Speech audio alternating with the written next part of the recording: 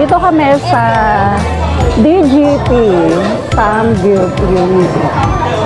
Ayun o.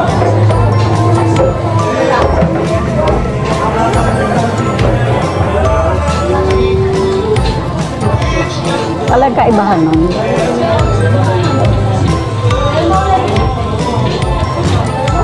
Daming sardines.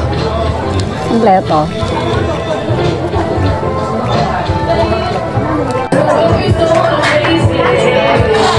Natin na ang aming ramen. Ito siya.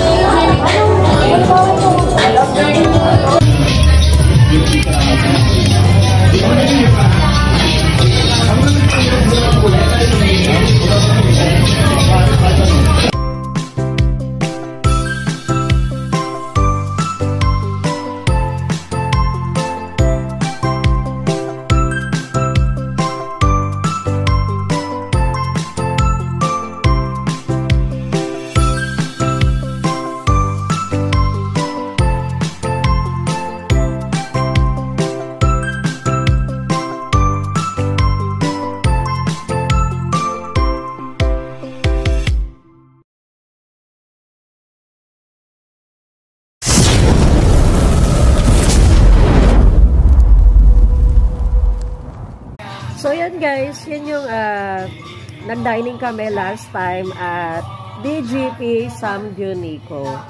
So, ang sarap ng mga foods nila, yummy talaga. So, sobrang nabusog talaga kami and worth it yung binayad namin. Doon lang yung banda sa Mandaluyong guys. So, just a simple celebration sa kabisnisan natin.